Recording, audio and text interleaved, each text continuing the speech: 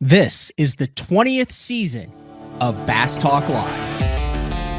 BTL is presented by Bass Cat Boats, Strike King Lures, Aftco, Pro Guide Batteries, Spro, Gamakatsu, The Bass Tank, Denali Rods, Beatdown Outdoors, and Sunline. BTL coming at you. Good evening, and welcome to another exciting edition of BTL Bass Talk Live, where we are going to talk about bass fishing. I feel comfortable in saying with the man, the myth, the legend, Drew Gill, he's all over. I mean, let's be honest, this time last year, if you were in the industry, you'd heard the name Drew Gill, but dude, he has exploded onto the scene at record-setting pace. I mean, he's already at $500,000 in earnings, $464,200 in earnings, and then he wins $100,000 and he just books it up to Champlain for the next MLF event that kicks off in a couple days, and there are no betting odds in fishing like in Vegas. But there would be a lot of money on Drew Gill in this one coming up on Champlain. I don't even know if he's old enough to get. Do you know anything about you've probably never been inside of a Vegas casino, have you, Drew? Let's see. I was at the Choctaw Casino in Durant for a MLS sponsor event a while back, and dude, I walk in and I'm like, this is the temple of gambling. This is unbelievable. Have you ever been to Vegas? Mm-mm. I'm sure you will when you decide to knock the U.S. Open off of your bucket list of wins. I tell you what, that would be a cool event to fish for sure. It's one that I definitely want to. Well, a little bit different BTL. It's BTL at night, 8 p.m. Central, 9 p.m. Eastern. And I really appreciate you doing this. What has the last 72 hours of your life been like? Just kind of run us through a little play-by-play of the last 2.5 days, 3 days. Man, it's one of those things where everything. I mean, we had this same conversation, or I guess we had this same conversation after Rayburn. The last time we were on the show, though, was before Rayburn happened. But this one's a little different, just from the aspect of the last few days. It's been, as far as getting everybody contacted as far as sponsors goes and things like that, and getting everything taken care of content wise, and then just getting everyone contacted back that's reached out through text or through calls to congratulate me and wants to talk to me. That's something that means a lot to me, and I definitely want to get done as fast as possible. But it's also a thing where a lot of us, people like to throw around the idea that the 5-year plan, or talk about goals and aspirations and things like that. And I've been trying, even though it's been kind of chaotic, to spend as much time as possible over the last few days, just truly thinking and mentally preparing myself for I just won a major tour level event in my rookie year, fishing against Wheeler and Connell and Michael Neal and Alton and Becker and Justin Lucas and Ott and Boom Boom and Zach Burge and everyone that was there that day. I mean, that's something that really was not on my radar, and it was something that I would obviously have loved to get to do. But for it to happen this fast was something I wasn't mentally prepared for. And so I've been doing a lot of just catching up and playing the professional side of I'm at this level, I'm fishing at this level, and I've just won an event, so I got to fulfill all my professional responsibilities as far as that goes. But I've spent a lot of time just thinking what does this mean for the next few years of my career, and what does this win do for me mentally in terms of setting my goals and my aspirations for the next few years.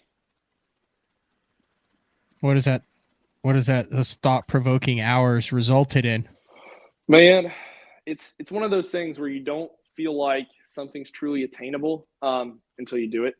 And now that I've done it, it's man, if I can do it once, why can't I try and do it again?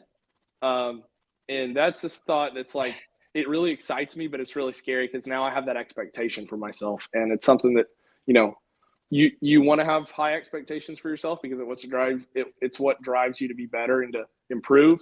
But it's another thing where it's like, as soon as you've set that bar, that is the bar, and anything that falls below that bar is just not going to be satiable for as far as your competitive side goes.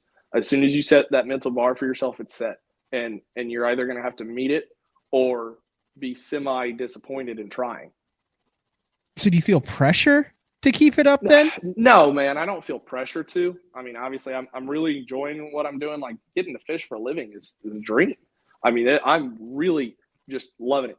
But it's not really pressure that I'm feeling as much as like a level of expectation for myself that like now that I've had an event like this and I've had the opportunity to do it and completed a job, I have now proven to myself that it is in fact feasible. It is technically attainable because I've done it.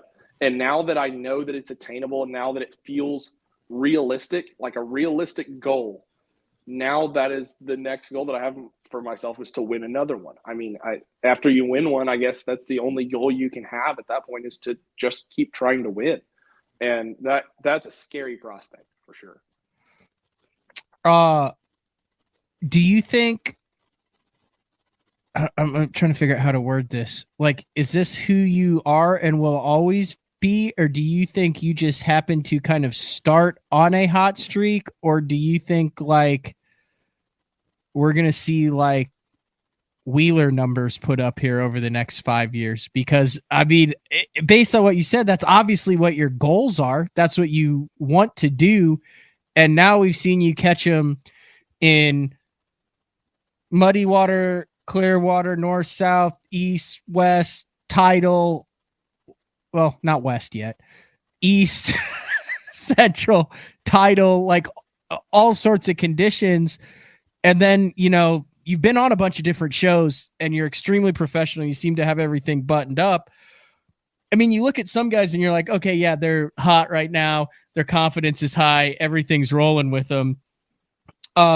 You don't look at very many guys and go, I don't really see an end in sight here. Yeah, I think you might be one of those guys, Drew. Well, I really appreciate those kind words. I mean, it's something that I definitely hope is true. But it's one of those things that has been a really big question of mine for the last, like, ever since this streak has kind of started. It started about at Eufaula, Oklahoma last year in the Invitational. And since then, it's just been one of those things I keep asking myself, is like, all of us have a competitive plateau of like what level we're able to reach and sustain. And for me, it's been asking that question of like, where is that plateau? Because all of us are bound to hit it at some point, but I don't know where mine is yet. And it's a scary thing, because like, this could be the best I ever fish. It very likely could be. I mean, you can't, hold this pace for long without it becoming something that's like truly earth shattering. And so like, it's either one of those things where it'll become something that's earth shattering, or it'll be a hot streak, and it'll be something I'll be very grateful for regardless. But it's one of those things where it's like, if I, can I keep this pace? And if I can keep this pace, what does it mean? And that's something I've really tried to ask myself a lot lately. And it's something I'm definitely, it's just a time will tell thing. I mean, if you keep this pace, you'll beat like the all-time money winner, which I believe is KVD, in like 10 years. But I don't know about that, dude. I'm putting you on the spot there. I'm just saying it's pretty impressive. Have you have any of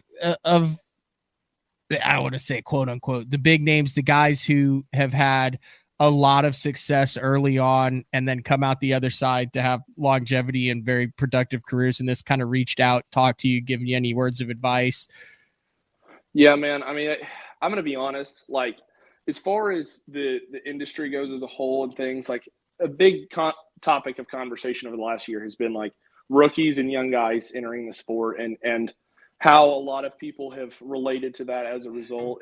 And guys that have been around for a long time, legends of the sport, have felt about it and their opinions on it. And I got to say, as a whole, my welcome on the Bass Pro Tour and with a lot of the veterans, the guys I've looked up to for a very long time, has been extremely warm as a whole. I could not be more grateful for a lot of the influence of the individuals I fish against. I mean, I could go through my phone and look at my texts or my inbox on Instagram and see messages from, Skeet, and see messages from Ott and Chris Lane and Fred Rambanis and Brent Chapman and Randy Howell and Marty Robinson and, guys like Nick Hatfield and Gerald Spoor and Jesse Wiggins and Fletcher, and the list goes on. And obviously my buddies that I ran with, Becker and Spencer Sheffield and Matt Steffen, and like to have those guys just, when I reach an achievement like this and something that means so much to me, have them take the time out of their day to reach out and just let me know that they're impressed with what I've done and that they're happy for me is something that I wouldn't trade for anything.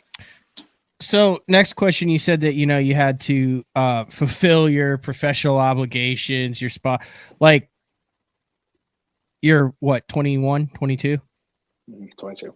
So how do you know like what those are early on in the career? Because that's something that I think a lot of professional anglers struggle with for decades, as to that relationship and reach it out. Like, how have you at such a young age kind of navigated the industry side of this?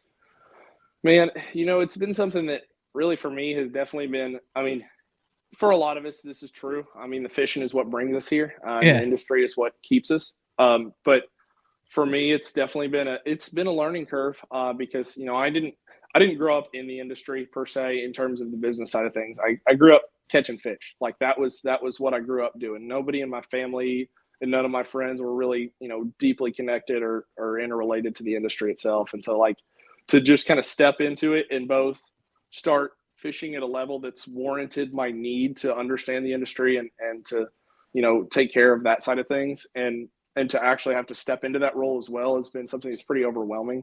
But, really, as far as that side goes, I mean, it's kind of a repetitive thing, but if you can upkeep your personal relationships with a lot of the people you interact with, not just sponsors, but people in the industry that are reaching out and wanting content from you or wanting, quotes, information for articles and things like that. Like as long as you upkeep that personal and professional role where both you don't seem too casual as if to dismiss such an opportunity as being insignificant, and you can balance that with being an extremely personal individual that's really good at just relating to people and relaying, how you feel and what you're thinking. If you can do both of those things effectively and consistently, really it at least lays the road for you to know which direction to go as far as things like that goes. So, that's something that I've always strived to try and do and cultivate in my career. And so far it's something that's definitely served me well. The sponsors that I work for and the companies I work for, great companies that have treated me extremely well, and I could not be more grateful for them. They've definitely taken care of me when I've needed it, and so when I have the opportunity like this to showcase them and put them on the big stage by winning an event, something that I feel like I owe to my companies and sponsors that support me for supporting me when I'm not winning, to where whenever I have the opportunity to have that platform, I can help to give back what they've given to me. Well said. All right, here's what we're going to do. You probably haven't slept much. You put a long day in out on Lake Champlain. You got a derby in a couple of days. You're just coming off your first win. If you guys have questions and want to know about like Drew's pattern, his game plan with life, with fishing or whatever, tons of shows out about that. If you want to know anything about like scope, what he thinks about all that, tons of shows out about that. I want to focus on this Chowan River, the win, and how you put this pattern together, because if you kind of look at your game plan and the way you break down a body of water and then very candidly tell everyone how you break down the body of water and then still beat them on it, this is an absolute wild card, was it not? With tidal and salt and current. I mean, there were all sorts of factors in play, and I'm intrigued that apparently whatever you got and whatever your game plan is, smoked them. Yeah, man, I really, I enjoyed I feel like one of the greatest benefits of our our condensed field that we have on the water at any given time is that we can go to some really unique fisheries and some places that, aren't traditional major tournament fisheries, because we don't have to have the massive facilities to house, launching and things like that. And so one of the big benefits of that is getting to go to places like the Chowan River. And, with doing that at our meeting the night before tournament, we had, one of the speakers from the town came up and they were like, who all has been here before this tournament was announced on the schedule? And there were only 2 hands that were raised, at least that I saw. It was Stephen Browning and Randy Howell. And to have, they've been around a minute. Yep. To have 78 anglers there and only have 2 raise their hands was something that was really an exciting challenge for me, because I really pride myself in like something that I always preach is fish behavior and understanding, the fish themselves, to where you don't have to understand each fishery case by case. If you just understand fish and the way that they react to their surroundings, as soon as you see those surroundings and you see those factors, you should be able to make an effective decision based on those things. And so getting the challenge of coming to a place where there's really not a lot of previous experience and knowledge was something that both I've kind of set myself up for by the, practice what you preach scenario, but also that, I really excited me. I thought what we were getting into from looking on like Google Earth and looking at like tournament results too, is like tournament results, I mean, for years and years prior to this, just were a testament to how many big fish were in the fishery. I mean, big bass is always 6.5 to 8 pounds. Tournament winning weights are almost always mid-high 20s. Really impressive weights.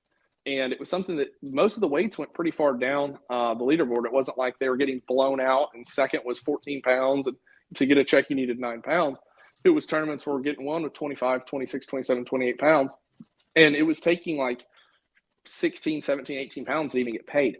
And that's in local tournament fields and without the, although the locals are definitely very in tune with that fishery, without having the field that we carry to those tournaments, not having their eyes on it. And I knew as soon as we put their eyes on it, there would be some really big fish caught. Although the boundaries were a little bit of a tricky factor that were put in it, because it was like, okay, these are the weights, but how much of this is valuable information for me? Because how many of these weights are coming from outside of the boundaries of where we're allowed to fish? Because from my research and a lot of what I had seen, some of the more popular areas on the fishery seem to be east of our boundary.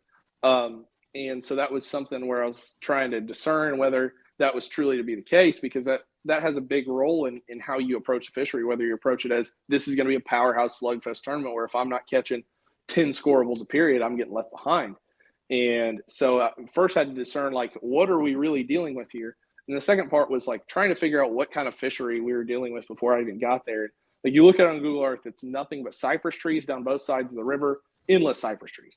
And it's really intimidating from that aspect. It's like 50 yards wide of cypress trees from you can't even see land. You just see water into the woods, water, snakes, and bugs everywhere, just for forever into the woods down both sides of the river. And that was something that was really intimidating. 43 miles of river, just the Chowan, of just endless cypress trees down both sides. And so when you look at it on Google Earth, it's already really intimidating. It's, when I was looking at it on the map, it was apparent that it was black water. I mean, it was tannic.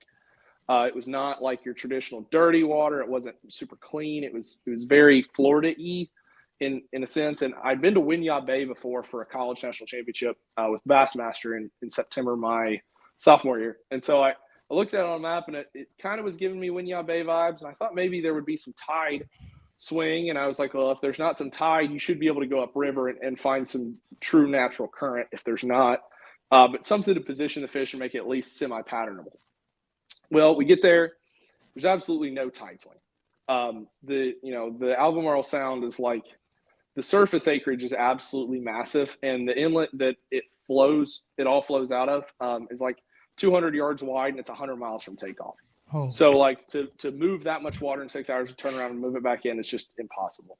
So you don't really have a tide swing, but you have barnacles, you've got sand everywhere, you got cypress trees and really flat, just empty expanses of nothingness. Like, everything about it screams tidal, but there's no tide.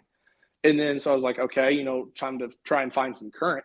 And I knew I wanted to stay in the Chowan. I knew the Roanoke had a little bit of current going on, but I really kind of avoided that because I felt like the Chowan was going to be the most patternable section of the fishery. It had it had a wide, expansive base, and it slowly tapered through a series of islands and creeks and things all the way up to where it was more riverine, and it at least had definable sections where I could kind of pick a section and based on what I was looking for, make a decision there. But, I got up the river and there's no current.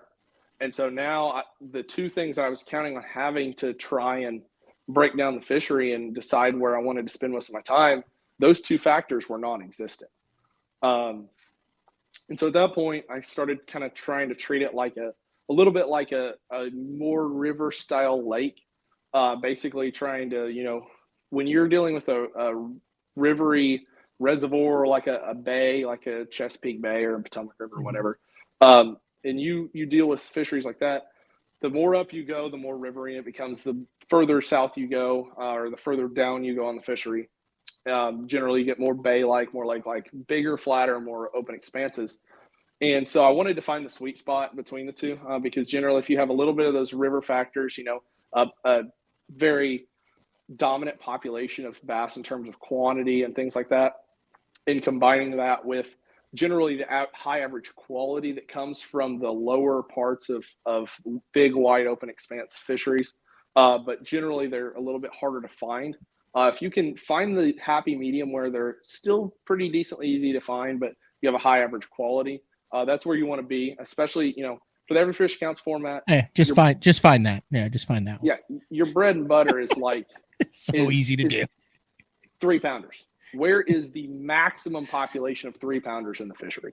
Because that is always my number one question when I'm dealing with that format. Is like, if I can dial in where a lot of those 2 3/4 to 4-pounders live, that's where I'm going to stay around the biggest and most important population of fish, because it's big enough population and size that I don't have to catch 1 million to rack up a ton of weight, but it's still smaller than that excessively large or like trophy class population in the fishery that is just too scant to be able to truly pattern it.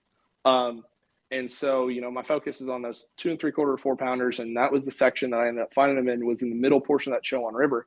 And I had like a 4-mile section of that river that I ended up dialing in, knowing going into the tournament that even though I hadn't hooked a lot of them and didn't really know what I was dealing with exactly, I knew just by the way it's set up and the kind of factors that I was trying to play into that week, based on time of year and water clarity and things like that, that was the section I was going to spend my tournament in. And from there, I just, I try to dial in a section going into the tournament if I can. And as soon as I've committed to a section, I'll go in the tournament and just play the conditions by the day. And that's what I did this week. And it ended up due to the fact that we had, so the first day of practice, we had a heavy west wind, northwest wind, and it blew some of the water out. That was the only change that we had all week in terms of the water conditions. Was we got a little bit of wind tide if you got a really heavy west or northwest wind, and blew some of the water out 3/4 of a foot to foot out of the fishery. And it made it where a lot of the big isolated targets would draw a population tight to them, because I think a lot of those big isolated pieces of structure, they operate the same regardless of whether the water comes up or down. Those targets still function in the same manner. And so it's a stability. So like that? So like that, exactly like that. So you look at that diagram there, that tree, that's a 45-degree angle deadfall that's sticking out of the water. And that deadfall is the same slope all the way to the bottom. So regardless of whether the water comes up a foot or drops a foot, that deadfall is still going to be the same angle regardless. So the piece of cover is going to function the same to the bass regardless. And so those fish know that they can use that piece of cover for stability. So that regardless of whether that water pulls out or slides back in, they're still able to use that piece of cover to function the same in their environment regardless. And so that was something that I was trying to find. It's always, when we had that UFAL Oklahoma tournament and we had severe water level changes, I ended up going to a pattern. A lot of people saw that I was fishing docks almost exclusively, because those floating docks, regardless of whether the water comes up or it goes way down, the floats are always at the surface. Regardless of where the bottom is, those floats are always at the surface. And it's always the same thing that they can relate to. It's another one right there for the championship, right? 45-degree angle open, miles of cypress behind. Screw those things. You don't know where the hell a fish is going to be there. But if there's a fish that lives on that, if it's up, he can be that. He can still stay a foot under the surface. It's always going to be the same. Yeah, versus a cypress tree, a foot of water comes up on a cypress tree, and that part right near the surface becomes pretty narrow. A foot of water falls on the cypress tree, and now it's just a root base. And it's So how super many of these wide were and out low. there? Are there hundreds of these things? Did you have to go search Man, them in out? the Like, entire Chowan River. So, like, if you pay attention watching live to this tournament, you're going to see an awful lot of those. And that was a major factor, not just for me, but for a lot of the field in this event. You know, we were all rotating them okay. pretty much all week. And so, like, me, Alton, Justin Lucas, Becker, and Connell were all using the same section of the river. And you all made And they all made the finals. Yep. And Bobby Lane and Mark Daniels were using it too in the knockout round. But a lot of us were rotating those same pieces of cover as we ran around, and like I'd run to go fish a set of 2 or 3, and there'd be somebody sitting there, and then I'd go to run to another. But in the entire Chowan River, in terms of ones that break the surface, there's probably about 60 to 75 of those in the river. And whenever the water was stable and you didn't have really any movement, you'd probably fish 3 or 4, and there'd be a generally a pretty high quality scoreable 3 to 5 or 3 to 6 pounder on it, in 1 in 4. But when that water fell that last day, just like it did at the beginning of practice, it probably was I'd say it was probably 2 and 3. 2 out of every 3 of those trees had a quality scoreable on it. And out of every probably 4 trees, one of them would have 4 or 5 or 6 good ones on it. And so it got to the point where it was clockwork. If you could give them the time to rest and pull up, make a cast, catch one, and let them group up again, give them time, come back around, catch one, let them group up again. Like, you could rotate one area. The area that I used primarily had about 20 to 24 of those deadfalls in it.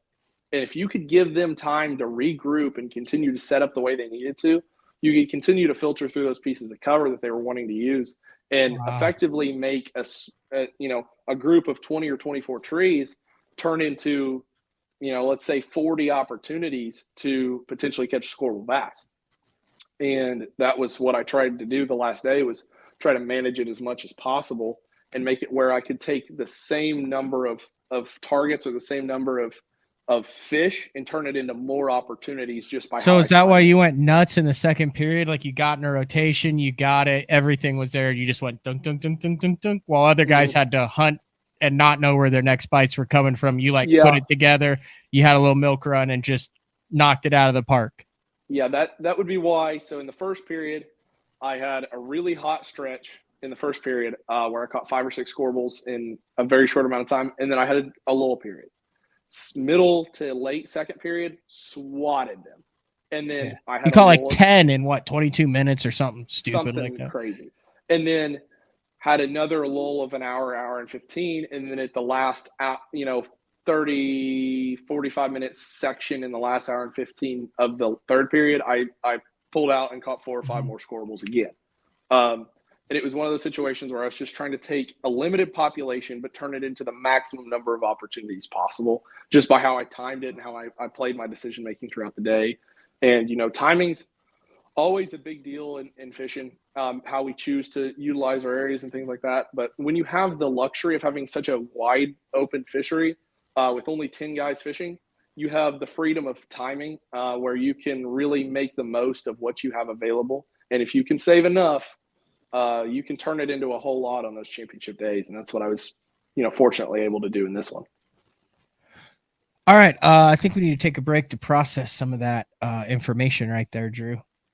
Like I said, I'm not going to keep you here all night, but one of the cool features that we do on BTL that we tested on day 4 with Frank Scalish was I put the direct link to backstage I didn't tell you this before. Sorry. Let me know if you have an issue with this. Put the direct link to the show in the YouTube description of the show. And here, see, I'm going to do this. And then I will also, I just posted it also in the comment section. And that will put you backstage. If you have a good audio and video and internet signal, make sure your audio is engaged and your video is engaged. I can see if it is or not. You can jump on. You can ask Drew a question. You can congratulate Drew. There's all sorts of people that have questions about you. So we're going to take a break. jump on. I'll see everyone, backstage, and then I'll pick and choose, and we'll take a couple questions. And if I like the questions, I had Jeffries on yesterday, and I finally found him. These are Sunline discount cards. So this is good for Sunline America, 30% off. And then I can send you the code on the back for a one-time purchase. I think it's between like $50 and $400. So we're going to take a break. If you want to jump on BTL video and audio engage, we'll take a couple questions, then we'll let Drew get to bed. It is already 9:33 up there up north, and it gets light at like 5 a.m. And I have a feeling you'll be on the water at 5 a.m. Right? I don't know about that tomorrow. I mean, I'm gonna try my best. You got multiple Angler of the Years to win, Drew. Like I'm just saying it right now. Like, you didn't exactly say what your goals are. I wouldn't be shocked if they might be BPT and Invitational Angler of the Year. Just saying that. Cool. You don't have to answer that. I'll save you with the commercial break. It's BTL at night. If you want to ask Drew a question, click on that link. Follow it through StreamYard, and we will be back to wrap things up with Drew Gill on the 11th of June. The new Puma STS has been redesigned from the ground up.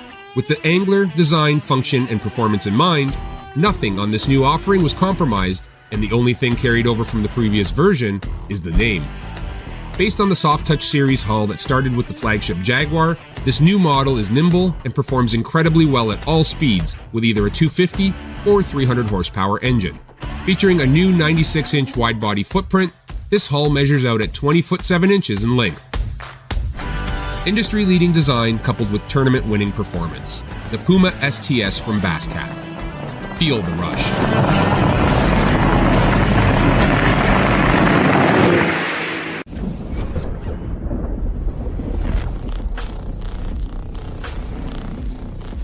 Gear that just plain works.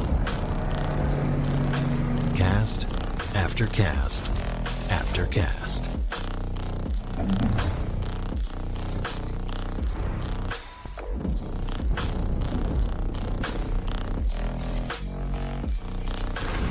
AFCO. Any fish, any water.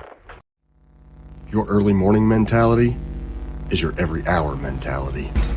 All gas, no brakes. Focus, purpose, power. Destined for the water, but confident everywhere else. A calming buzz before the storm, truth of nature itself. You can't catch lightning in a bottle. There's a limit out there, but it's not with your gear. Unrelenting power delivery. Unparalleled weight savings. Keeping you on the water, whether you run a 9.9 or outscoping your best 5. In this rare air, there's power in the silence.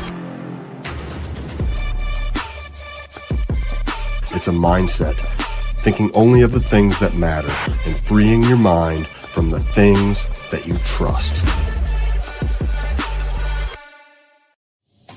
Have you considered purchasing new electronics for your rig? The type of mounts you choose to protect your investment should be part of the decision-making process.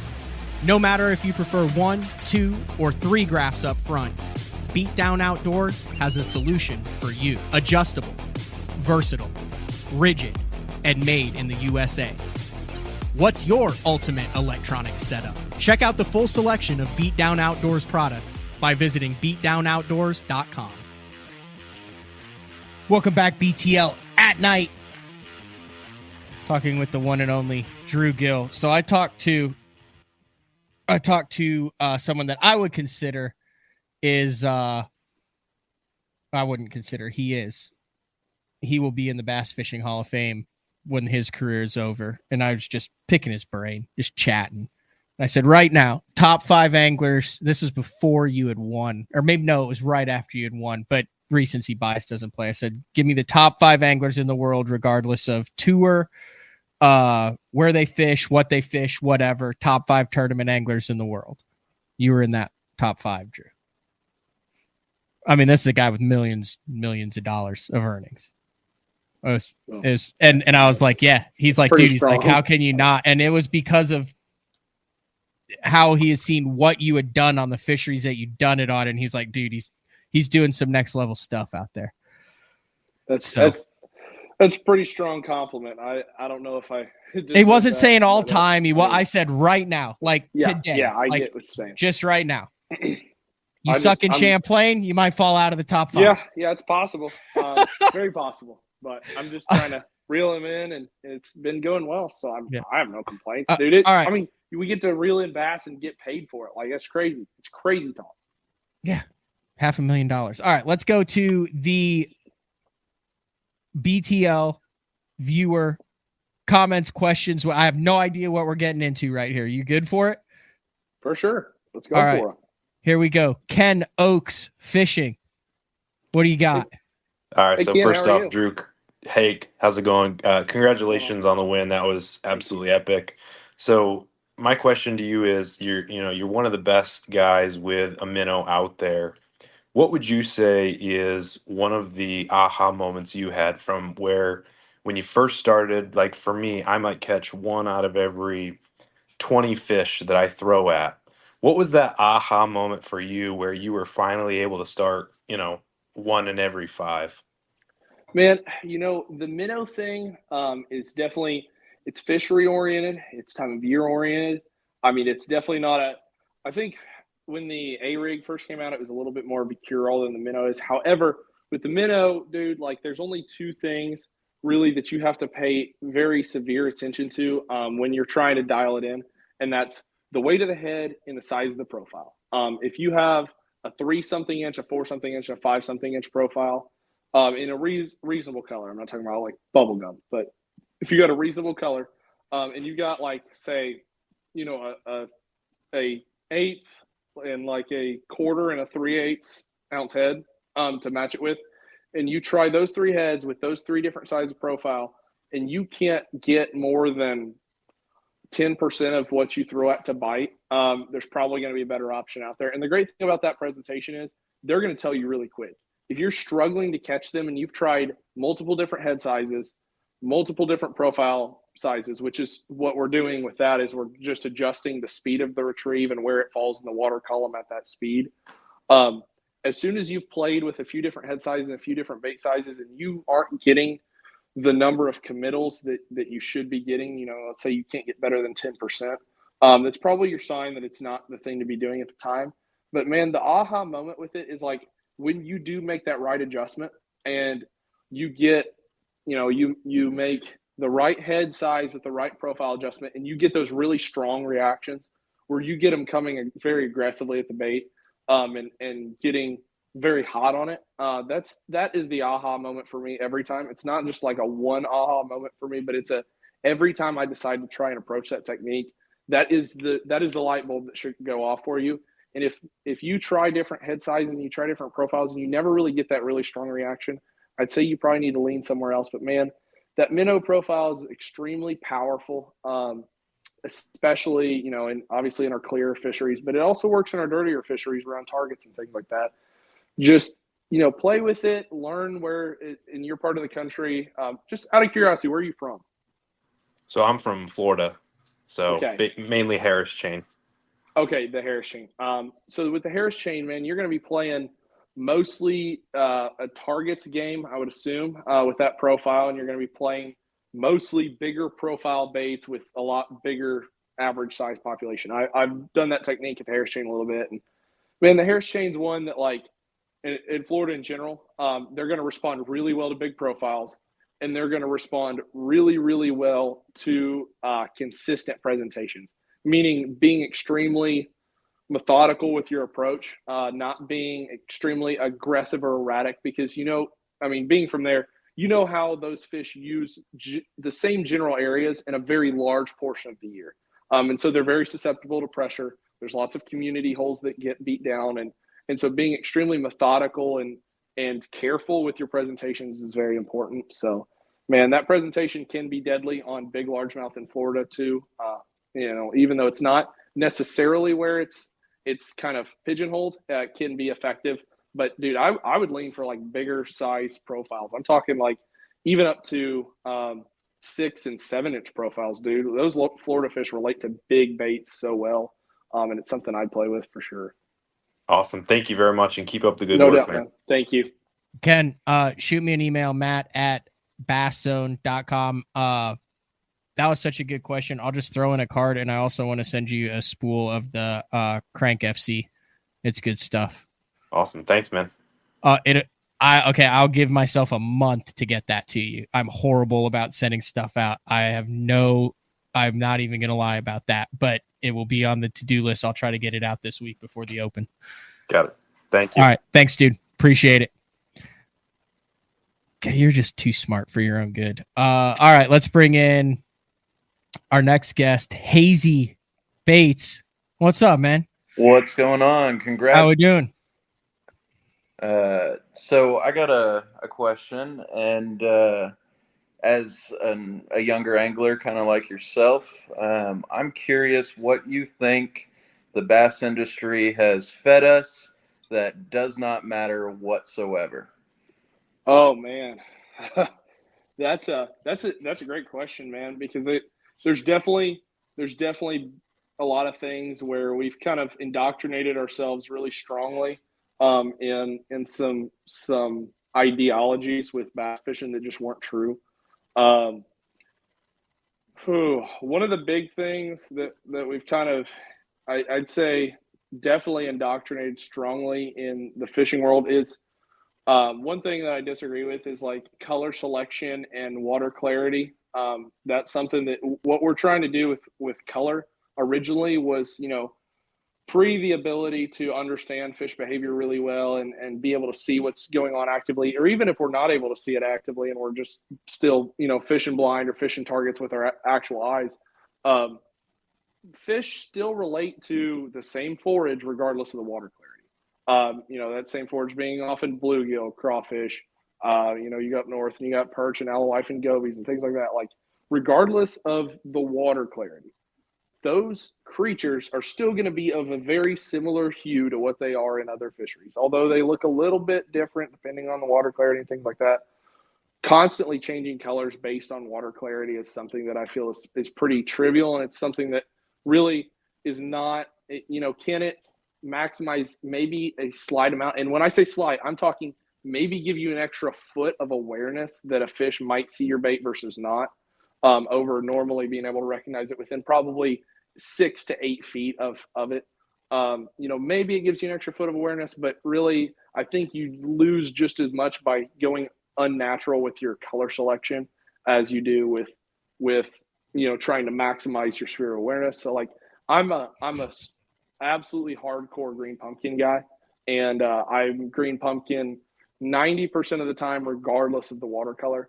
And that's just something I lean on because so much of what they eat's a green and brown hue. I'm going to try and pay attention to the forage that's in the fishery, and I'm going to try and match what I have seen as far as what fish have spit up or what they're relating to in their environment as being the primary forage. And I'm going to try and dial my approaches as tightly to that in terms of the way that I fish my bait and the colors that I select as possible. We're not, the idea of dialing colors to try and elicit a reaction or picking baits that elicit a reaction. We're trying to generate this internal feeling of bass must attack feeling. Like, that's something that the industry has definitely fed us the idea for a long time. That's just not necessarily true. Bass will expend a lot of energy following your bait and approaching your bait and being curious about it without ever committing to eating it. And so, like, really, I try to play into their natural need to relate to the actual forage they're trying to eat and try to play as closely as I can with my presentation as natural as possible, regardless of water clarity. Love it. Appreciate it, guys. No doubt, man. I see your comment there. You said giving away Sunline while Drew has a Seagar shirt on is just ruthless. Completely agree with it. If you're going to use the card, shoot me an email, and it's just like a one-time code, and have at it. Thanks, guys. Where are you calling from? Thanks, man. East Texas. East Texas. Gotcha. They've been catching some big old bass out in East Texas. Yeah, they have, and they still do, man. I mean, I don't think they've not caught big bass there, and as long as we've started bass fishing. Yeah, there it is. All right, thanks for jumping on. Thanks. All right. So I did not promote it tonight, but I do want to make a little bit of an announcement. So we're 2 for 2 on the call-in shows, and we're just going to do two callers tonight. We're going to let you get some rest. But I gave away the Sunlight cards tonight. So Strike King, longtime sponsor of BTL, has stepped up. We're going to announce it like a week in advance so people can get ready for it. We'll do it different times of the day, maybe an evening show, a lunch, morning show anyway, to where you can call in. We'll have bass fishing savants like Drew Gill on that you can come in and ask him questions and things like that. And based on what part of the country you live in, Strike King will send you a $150 prize pack for being a part of the show, and we'll select one from each show. So big shout out to Strike King for jumping on board with that for the remainder of the year. All right, Drew. I gotta say one more thing. Hit me with it. So me and Stefan were talking about this the other day. I want the I have a bone to pick with you. I want the actual rundown of what you're doing for the Master Angler Challenge. I want to hear this. We're catching all 28 Master Angler species, Master Angler size in 10 days. We were talking about this. Matt Steffen said you didn't think we could catch one. No, that was what Matt Becker said. Matt Becker said I didn't catch you. He couldn't catch one. I am not having Becker's words put in my mouth. So unbelievable. I said that I don't think you could do it even if you had a year. All of them. But what I said is I think it would be really hard to do 10 in 10 days, much less 28. But we're going to see, and I'm really excited to watch. I think we'll knock out 15. So 15. What you don't know is Stefan is kind of upset at me right now because tonight was our first official big planning meeting. This thing has just gone completely off the rails. I don't know, since you room with Steppen, if you've noticed this, but I think we're both fairly obsessed with it. We're talking about, we had Thomas Allen on. He's with In Fisherman and Digital. Mm-hmm. Yeah. We ended up being a 3-hour show. I was going to have Matt Steffen on for 5 minutes to say, hey, isn't it cool? I got to be an In Fisherman. It was one of the highlights of my career. It divulged an hour and a half later to Matt Steffen and I have committed and are in for a 10-day journey, either in late October or early November. We're going to try to catch all 28 species on the In Fisherman Master Angler list of Master Angler size, either weight or length, depending on whether it's a kept or release. I mean, we're talking tens of thousands of dollars, dozens of states. We already have a support crew. We have a camera crew that's behind it. We're pitching this thing at ICAST. It's a monster. And then Matt, Steph, and I will call each other. I've made calls to salmon guides that we're using our networks. It's a whole big deal. But I think it's freaking awesome, don't you? Oh, dude, it's super cool. It's a super cool idea. I was tossing around the idea of the Master Angler Bowfin and the Master Angler long nose. It's not on the list. Chowan River, and he told me it wasn't on the list. I was like, why is it not on the list? Every time I hook a bowfin, I have the time of my life. I feel like a master angler every time I catch one. It's not on the list. It's only on the list. Have you seen what's on the list? I've not seen the list. You're doubting us. You are doubting us, and you haven't even seen the list. I'm going to be honest. The moment that the idea was posed, and he started going into all the trout and salmon and stuff, that was the moment I was like, okay, I feel like he's overstepping his capabilities. No, so here's the deal. So the trout and salmon. So KVD's his job is to film KVD now. He used to work for sure. This dude is he is the KVD of salmon. That's the only way to describe it. So I made the call. I said, can we put you on speed dial? Is this doable? And thinking about it, how big, what? He thinks we can knock the salmonoids out. Well, that would be cool. Or have a shot to knock the salmonoids out. So we're talking Chinook, coho, brown, rainbow, and brook and lake trout. This has the possibility of being a Jeremy Wade cinematic experience for the ages. So I'm really looking forward to following along with this because this is gonna be super cool. Yeah. So I mean, I guess we'll just say it now. So we've brought if you listen or watch any of the Crappie Chronicles, the ice fishing videos, we brought Bart on, and Bart's gonna be along on the and he's gonna That's cool. document and film the whole He's a good thing. guy.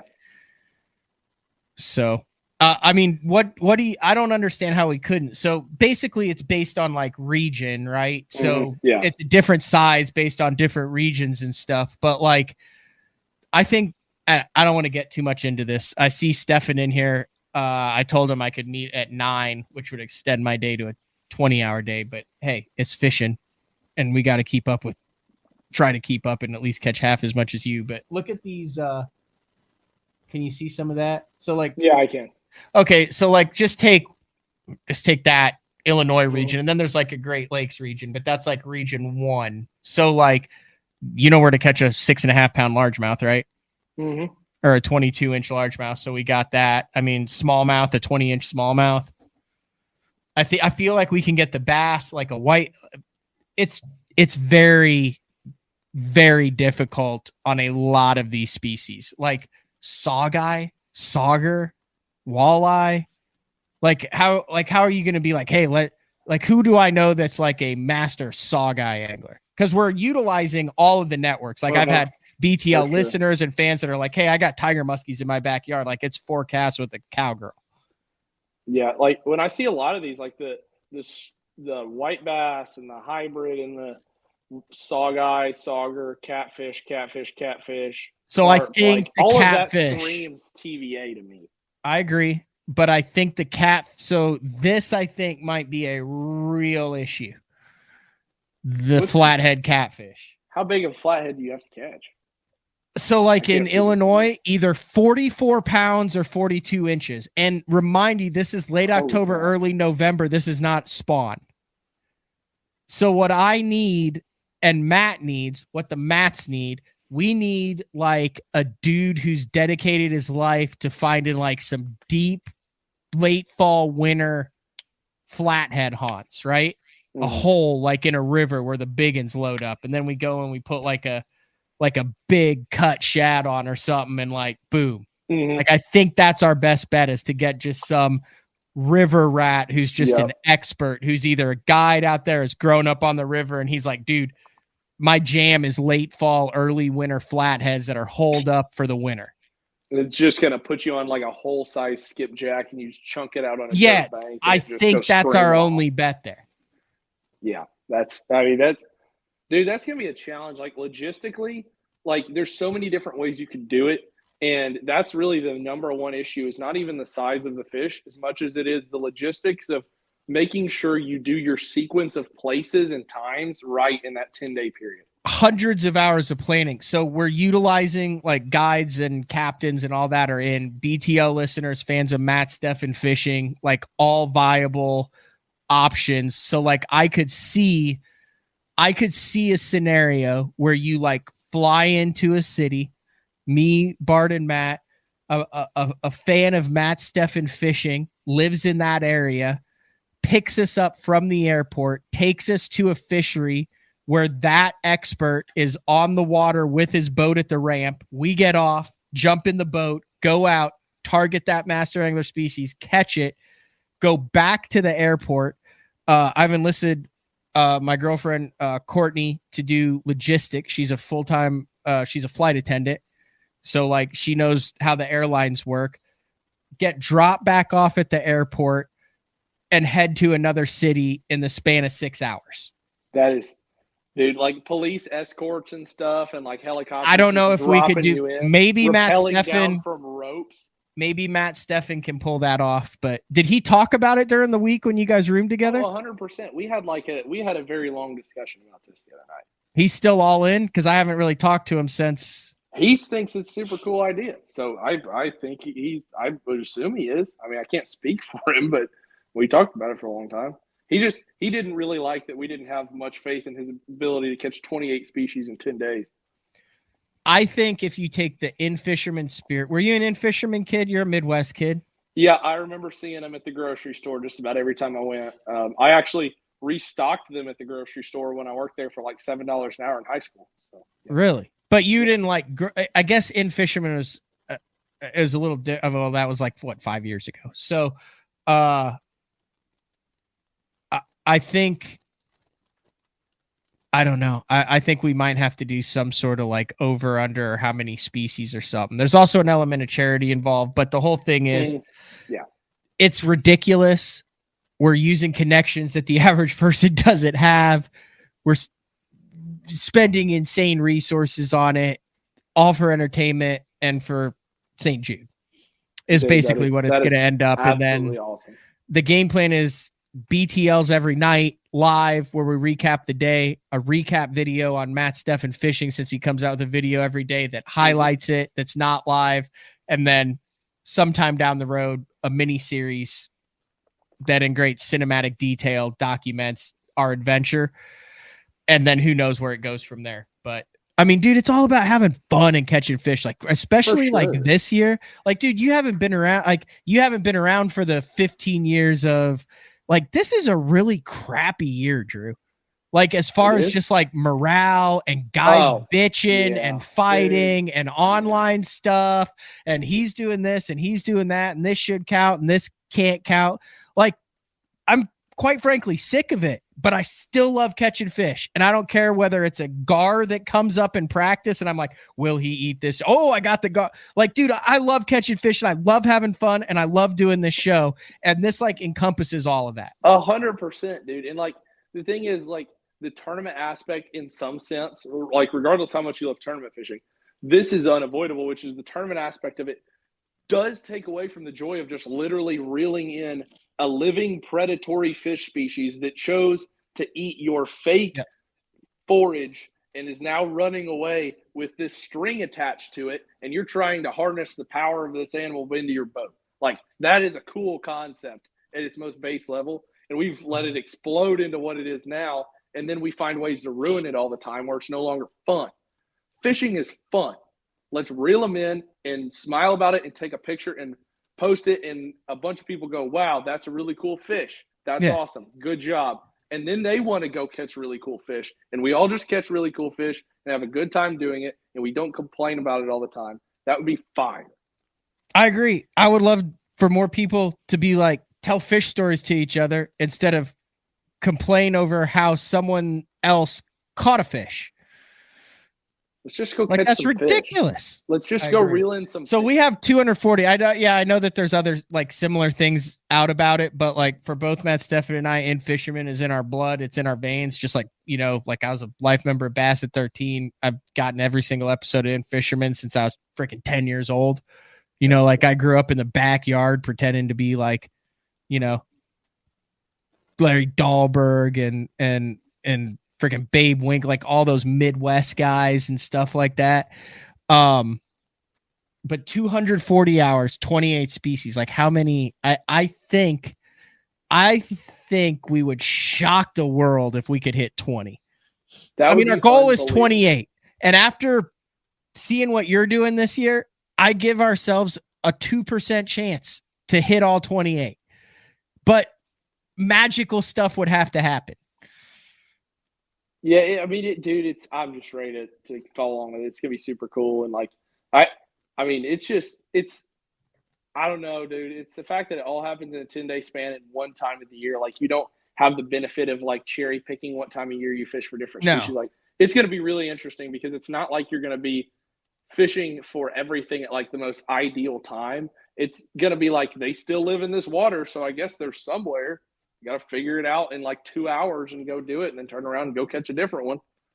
A trophy fish of each one of these is like it's a some crazy of these. concept. I don't know if I've never caught a true muskie. I think I've caught every other species. Like the 18-inch brook trout. Dude, that's a rough one, Drew. If you just drop like a few trout in like a laundry basket at some local tournament, and I had to look in there and tell you what kind of trout they were, I'd know. I'd be like, rainbow trout, and the other ones. Dude, have you never done that? Is that a well, okay, listen. When you're done or when you have an off week, when you decide that you want to not think about catching a bass on a Nico or a minnow or anything, I know how obsessed you are about fishing, so it's going to be a fishing related vacation still. It's still going to be a fishing vacation, just not a tournament bass week. Mm-hmm. You need to get into the trout. Dude, that would be super cool. I'm going to take a bunch of crap for this, but dude, I've been up to Alaska 5 times. I fished for them at the White River. I fished for them in Colorado, brooks, wild rainbows, cutthroats, all. A wild rainbow in a current driven river, a 28 to 30 inch rainbow. We're talking, 8 to 12 pounds, like a freaking big rainbow trout. Will come out of the water like a tarpon 8-9 times on every fight. Will give you everything you can handle. You'll have to chase it down river. I mean, it is a majestic beast. It's not the little mushy 12-inch stalkers that we all think of. It's the deal. So you're saying a 7-inch, or not 7 inches, 7-pound rainbow trout at Dale Hollow on a Demeke rig doesn't count? Oh, you caught one of those? Dude, yeah, I did. It was an almost 7-pounder. Supposedly it was like I think they've got a program. How did I not see this? So I'll send you a picture after we're done here. Is it not on your Instagram? No. Why did you not post a 7-pound trout on your Instagram, Drew? It was awesome. And I have a picture of it with a 5-pound smallmouth in the other hand. Why did you not post that? I don't know. It was really cool. Okay. My hair was I all thought wet. You had business savvy, and now you're going back down a cup. It was not at the tournament. So it was when I was there for college a year and a half ago, and my hair was all wet. It was raining. Like it's a poor picture. Wait, you didn't post it because you didn't think you looked good in the picture? I mean, I look like a hooligan a little bit. Yeah, but it's a 7-pound rainbow and a 5-pound smallmouth out of a freaking lake in Tennessee. It might be my favorite on the water just fish photo that I have. Will you repost that right now on Instagram? I'll go. You need to post that on Instagram. I will go do it, and I'll say that you told me to. You're the man. All right. Big shout out to all the listeners for jumping on. Drew, you got to be exhausted. I can't thank you enough. Congratulations on the win. You had a lot of people that were excited for that, and keep the freight train rolling. I'm going to try my best, man. I really appreciate you having me on. As always, I had a blast, and always more than happy to get on and talk bassing with you. If you see any Champ is the Lake Champlain sea monster. If you see Champ, make sure you got a high-res photo ready. Like, keep that GoPro running 100%. The entire time. I will. I will make sure Champ gets spotted this week, for sure. If anyone can live scope Champ, I say this in all seriousness, it's you. Like, I'm sitting like, dude, that would be awesome. Dude, that would you could be like, this cool. is clearly a plesiosaur. Yeah. At 37 feet out, checking out my minnow. That would be awesome, especially if I hooked him. That would be really awesome. All right. Thanks, dude. Thanks, dude. See ya. All right. That is Drew Gill. I told him I wouldn't keep him an hour, and I kept him an hour and 4 minutes. That's all we got for tonight.